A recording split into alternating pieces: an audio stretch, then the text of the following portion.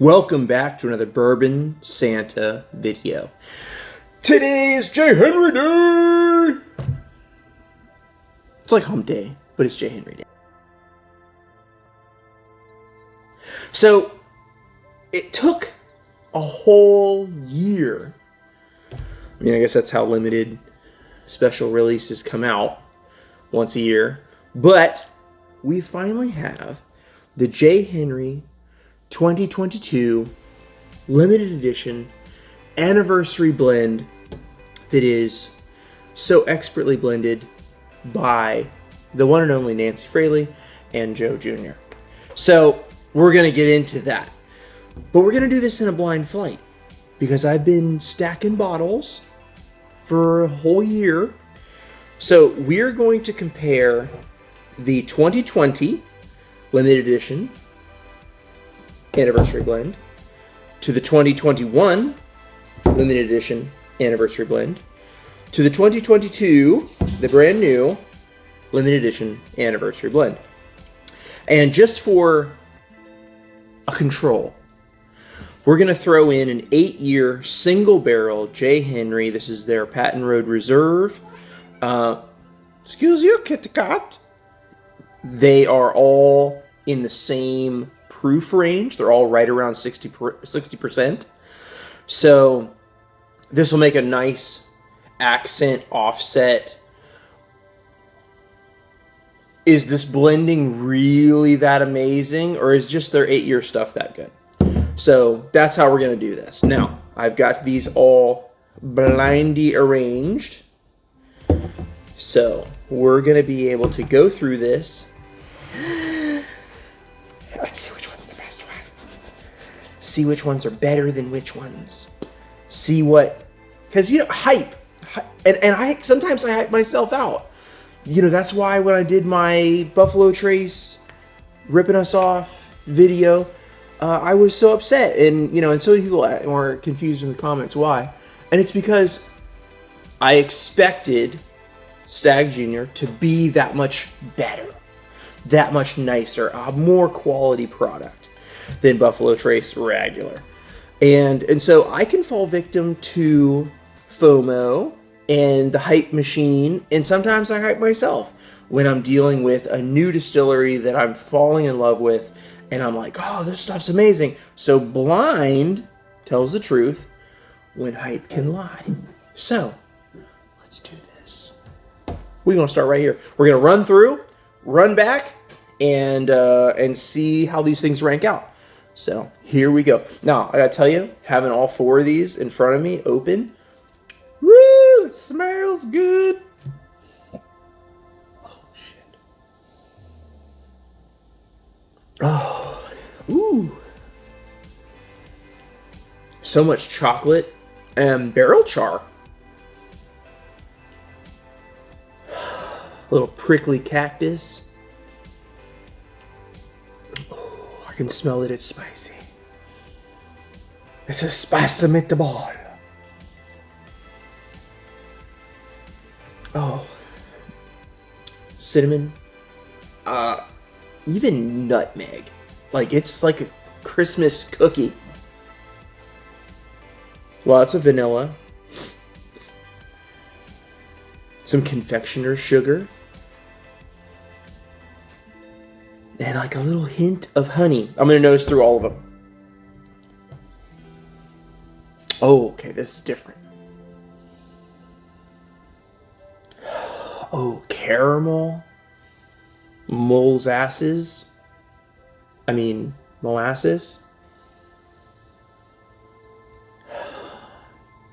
Really round, pretty oak.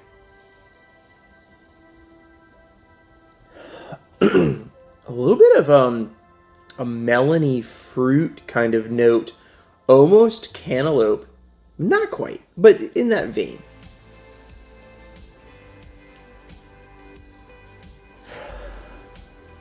That's really nice. Holy hook. Okay. Ooh.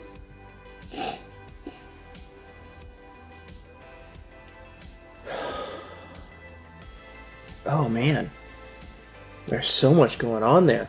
There's like dark, caramelized, I don't even know what.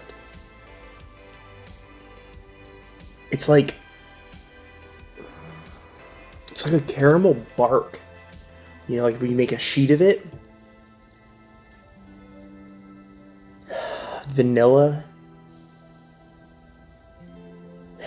Like boozy vanilla. Like obviously I'm smelling alcohol, but the vanilla note itself is like really boozy. Almost like the vanilla is more like a vanilla liqueur than just a component of a bourbon. It's got a life of its own. Lots of nice barrel influence. It's the magic of Wisconsin, man. The temperature swings, pushing in and out of that oak. Dang. I'd love to see a cross section of a J. Henry barrel to see just how deep the whiskey rings are into the wood.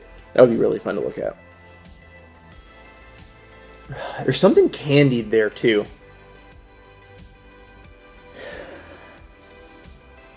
Maybe like it's like a tart candied apple.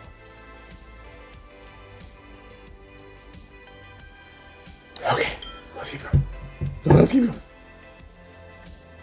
Ooh, that's nice too.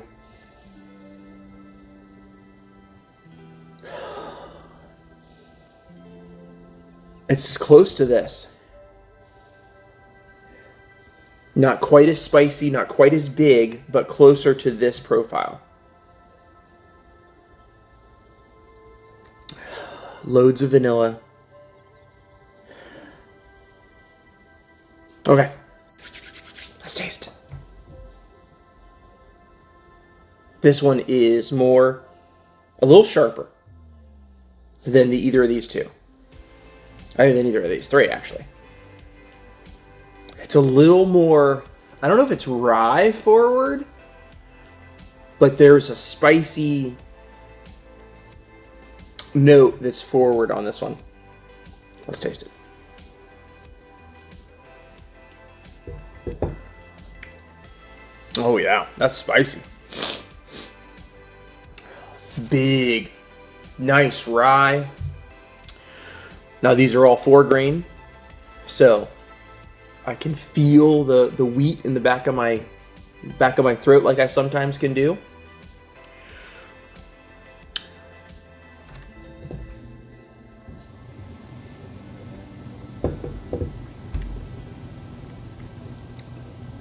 It packs a punch, man. And then there's these like candied, fruity, like almost candied grapes or candied berries halfway through the palate, and then the finish goes into just oak and spice and a little bit of vanilla, and then you're left with a really oily mouth. Super oily, but very robust, very big, very, very loud. It's still, the finish is still going. Very long finish.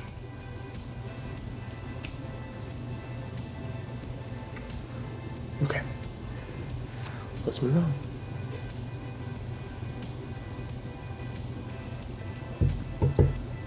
Oh, a little less spicy, a little less big and bold, but also very attractive, very sweet, very smooth. I know everybody hates that word, but smooth is just a way to describe a mouthfeel. And so it can be either harsh and spicy, or it can be smooth and calm and gentle. And this is more smooth and calm and gentle than this. It's not lacking flavor. It's all brown sugar, molasses,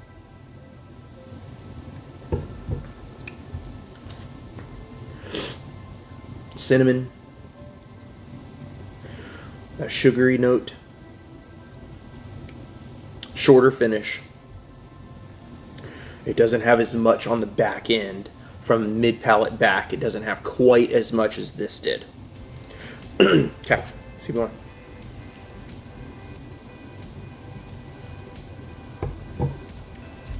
Oh. Oh, ah. Woo! Oh my gosh, there is so much going on there. There's like some spicy cashew. I'm getting like all these conflicting nut notes. But they're not like big, they're just like there.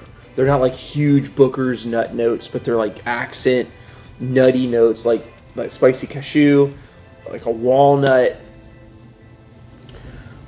maybe even a bit of Brazil nut. Wow, that is weird. Weird.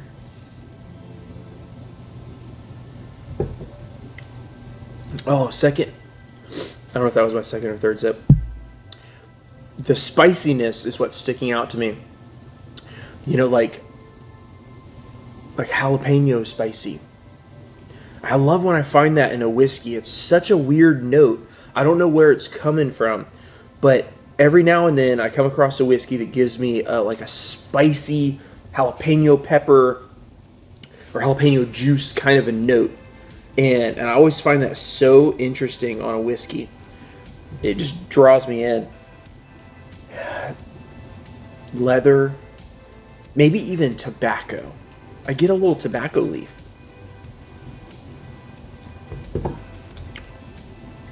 Oh man, that's awesome. Okay, let's keep going.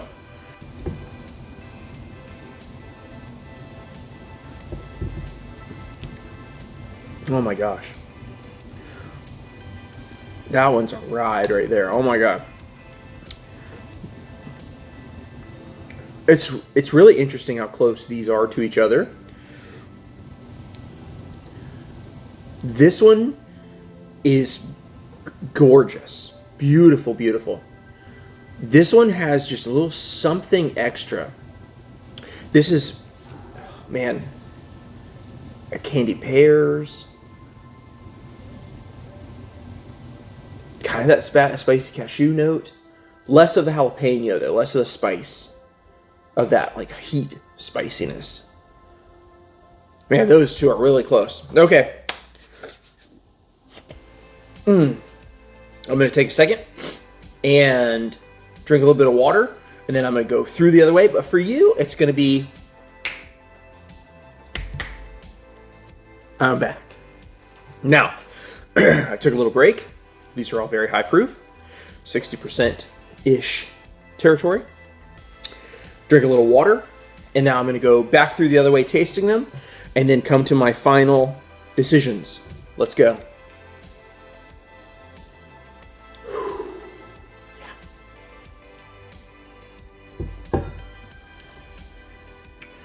Ooh. Oh, loads of chocolate.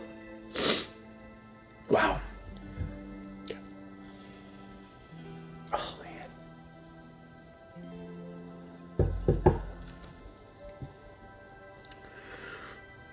Oh, my God. This is like the best day ever. How do you pick between stuff like this? Oh, this is so pretty.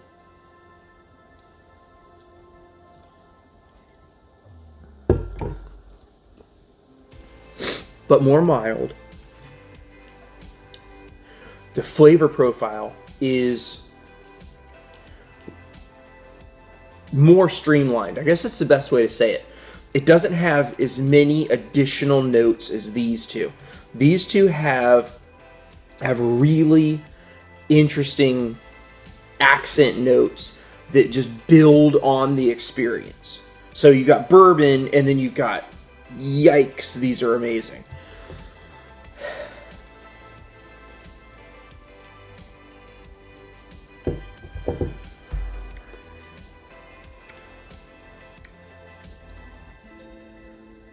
Yeah.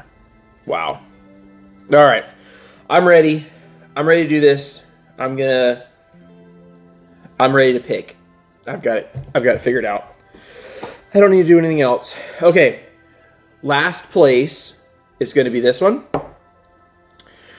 And then next, third place will be this one. Then second place will be this one, and first place will be this one. So that's my new order. Ready to reveal? I'm ready to reveal. Okay. Ooh, the 8-year. Okay, so the 8-year single barrel store pick, not store pick, just single barrel, is in 4th place.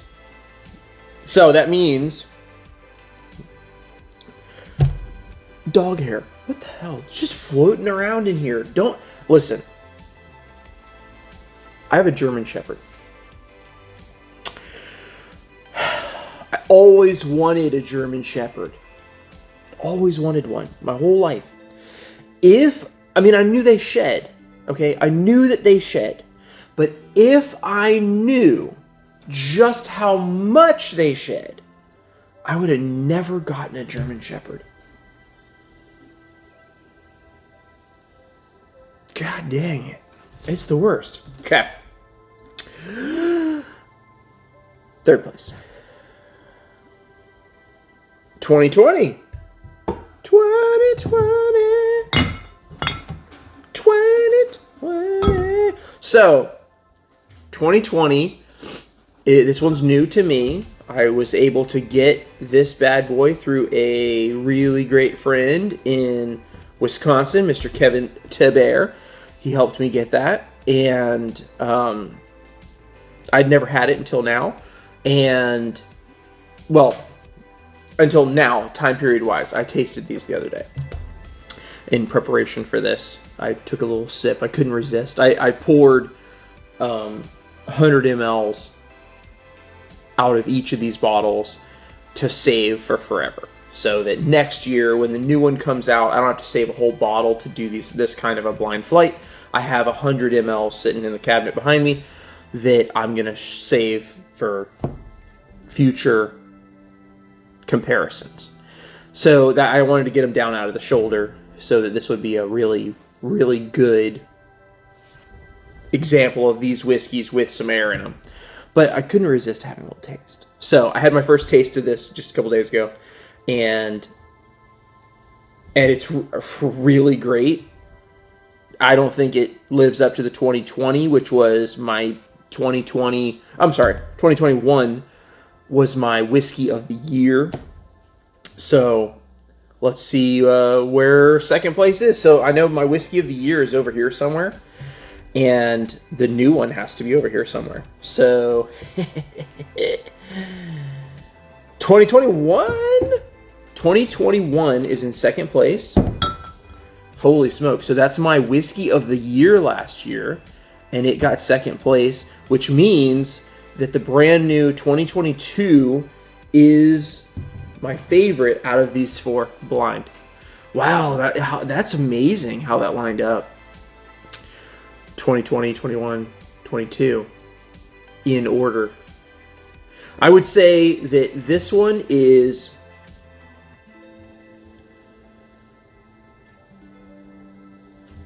I don't know. I would say this one is a good 25 to 30% better than this one. And then the new 2022 is 15-ish, 10 to 15% better than this. These two are close. Those are both incredible bourbons to taste. Holy smoke. Incredible. Wow. So this was super fun. Now, this is interesting because, and this is part of the reason that I did this, throwing in the 8-year. Now, these are a blend of bourbons, these anniversary ones. They are blended from specific barrels, from components of barrels, by Nancy and Joe Jr. to come up with these tasting profiles. And this really highlights how good of a job they're doing, because this is an 8-year single barrel and it's exceptional. This is a beautiful barrel. And it doesn't compete with these. It's beautiful, it's tasty, but it's just not on the level of these. So the work that they're doing to take from these single barrels, and and Nancy's a mastermind. I mean, come on. She doesn't blend whole barrels. She blends parts of whole barrels. She sees a profile in a barrel that she likes, but she figures out to where she only needs a gallon or 5 gallons or whatever it is out of this barrel to add that flavor into the batch. And that's really interesting talent that I aspire to someday have. Nancy, if you need an assistant. Anyway, this was really fun. I absolutely love J. Henry. As you can see, I have several of their bottles up here. And this is really cool. And I'm excited the trajectory is this way, which is the way you always want your trajectory to go. Especially with your special limited edition releases. You don't want to be like Yellowstone and the trajectory is like this.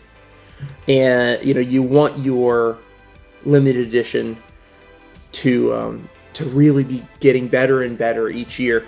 And shout out, like absolute shout out to J. Henry for having their limited edition special release not be a finished product.